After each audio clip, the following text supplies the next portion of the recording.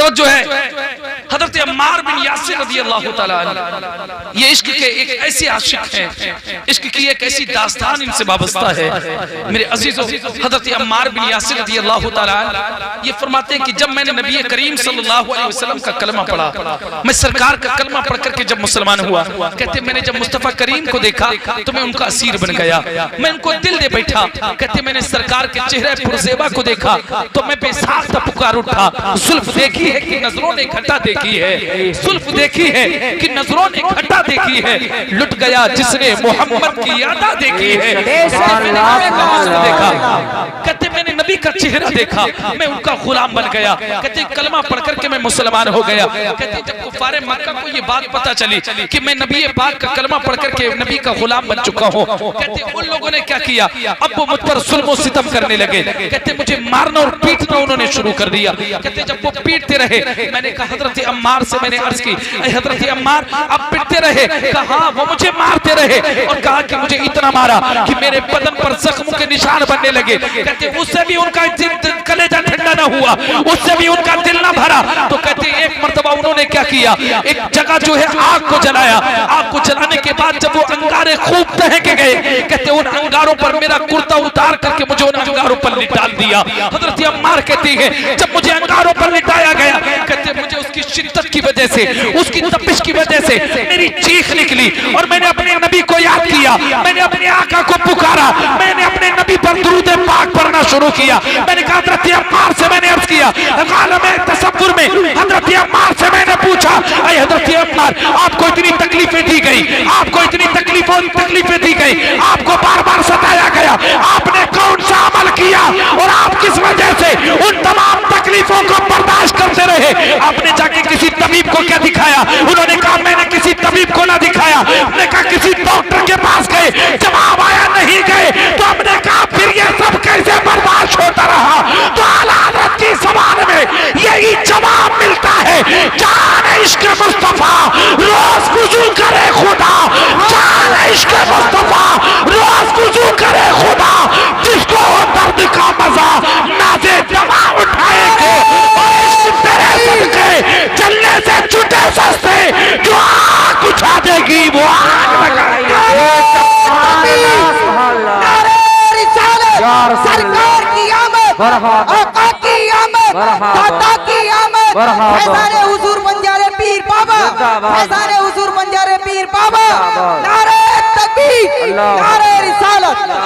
बेशक तकलीफों को बर्दाश्त करता रहा और मुझसे एक ही मुतालबा था कि तुम नबी का नाम लेना छोड़ दो, तुम सरकार का कलमा पढ़ना छोड़ दो। कहते मुझे आग के अंगारों पर उस वक्त तक लिटाया गया, कहते जब तक मेरी आग की चर्बी पिघल करके वो अंगारे ठंडे ना हो गए, कहते तब तक मुझे आग में लिटाया गया। कहते वो तकलीफ मुझसे बहुत तकलीफ मेरी पड़ रही थी। कहते जब अंगारे ठंडे हो गए उन्होंने मुझे आजाद कर दिया, मुझे छोड़ दिया। कहते मैं चादर कंधे पे डाल करके पीठ को छुपाए हुए घूम रहा था। कहते चलने के बाद मेरी रीढ़ की हड्डी नजर आने लगी थी। कहते मैंने दिल में नबी को याद किया, मैंने अपने आका को दिल में याद कर रहा था, कहते सोच रहा था काश कोई मुझे मिल जाए, मैं अपने नबी को ये पैगाम भेज दूं। हजरत अम्मार कहते हैं अभी मैं ये सोच रहा था कि मैं क्या देखता हूँ कि मेरे आका सामने तशरीफ ला रहे हैं, मेरे नबी सामने तशरीफ ला रहे हैं। आला हजरत की जबान पुकार उठी, आला हजरत का कलम हरकत में आया। आला हजरत इरशाद फरमाते हैं, आला हजरत ने फरमाया कि आला हजरत ने फरमाया मुमकिन नहीं कि खैर बशर को खबर ना हो, और फरियाद उम्मती जो करे हाले ज़ार में, फरियाद उम्मती जो करे हाले ज़ार में, मुमकिन नहीं कि खैर बशर को खबर ना हो। मेरे नबी को खबर हो गई, मेरे आका तशरीफ लाए। कहते जब मेरे आका तशरीफ लाए ना तो मेरी आंखों में आंसू तो पहले से थे, मैं दर्द की वजह से करा तो पहले से रहा था, लेकिन जब सरकार को आता हुआ देखा, कहते मैंने अपने आप को कंट्रोल किया, मैंने बड़ा बर्दाश्त किया। कहते मैं सरकार के सामने हाजिर हुआ, मेरे आका ने मेरी तरफ देखा और देखने के बाद मेरे आका ने फरमाया अम्मार क्या हाल है? हजरत अम्मार कहते जब मेरे नबी की जुबान से ये जुमले निकले, कहते मैं फूट फूट करके रोने लगा, कहते मैं बच्चों की तरह रोने लगा। मैंने अपने नबी की बारगाह में अर्ज किया या रसूल अल्लाह, ये जालिम मुझे सताते हैं। सरकार मैंने जब से आपका कलमा पढ़ा है, मैं जब से आपका गुलाम हूँ तब से ये कुफ्फारे मक्का मुझे परेशान करते हैं, मुझे मारते भी हैं और मुझे आग पर लिटाया भी गया है। कहते हैं कि जब मैंने हटा करके कपड़ा अपने नबी को अपनी पीठ दिखाई, कहते मैं रो रहा था, लेकिन मैंने क्या देखा, मेरे आका ने जब मेरी पीठ को देखा, मेरे आका की भी आंखों में आंसू आ गए, मेरे आका की आंखों में भी आंसू थे। कहते मेरे आका की आंखों में भी आंसू, और मेरे आका ने अपना दस्ते शफकत लिया, कहते मेरी पीठ पर अपना रहमत वाला हाथ फेर दिया। हजरत अम्मार कहते हैं कि इतने जख्म थे कि मेरी पीठ की हड्डियां नजर आ रही थी, मेरी रीढ़ की हड्डी दिख रही थी। कहते जब नबी ने अपना हाथ फेर दिया, कहते जब नबी का दस्ते पाक फेरा, कहते वो मेरी पीठ ऐसी हो गई जैसे कभी कोई तकलीफ थी ही नहीं, ना दर्द रहा ना कोई जख्म बाकी रहा। मेरे आका का दस्ते पाक उनके बदन पर गया, और कहते उसके बाद मेरे आका ने दुआ के लिए हाथ उठाए। मेरे आका ने रब की बारगाह में अर्ज की, ऐ मेरे परवरदिगार, मेरे अम्मार पर आग को ठंडा फरमा दे, जैसा तूने अपने खलील हजरत इब्राहीम अलैहिस्सलाम पर आग को ठंडा किया था।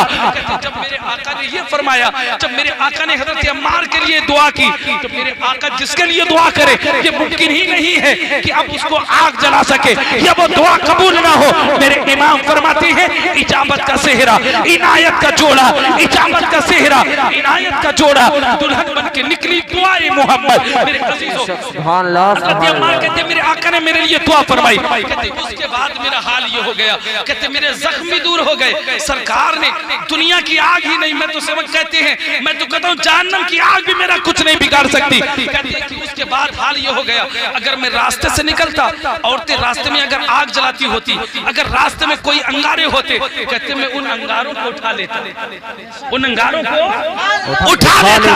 और कहते उठाने के बाद मैं उनसे ऐसे खेलता था जैसे मेरे हाथ में कोई फूल हो, माशाअल्लाह, जैसे मेरे हाथ में फूल हो। हजरत अम्मार कहती है आग ना मुझे जलाती थी ना उसकी तपिश मुझे लगती थी। मैंने कहा अम्मा तुम्हें आग कैसे जला सकती है, जब नबी ने तुम्हारे लिए दुआ की, आला पुकार उठे सर्रे चढ़कर तेरी पैदारों के ताज सर बनते हैं, सैयारों के मुजरिमों जश्न तबस्सुम रखो, फूल बन जाते हैं अंगारों के। नारे रिसालत, सरकार की आमद, दिलदार की आमद, आका की आमद, जश्न आमद मुस्तफा, जश्न आमद मुस्तफा। फूल बन जाते हैं अंगारों के।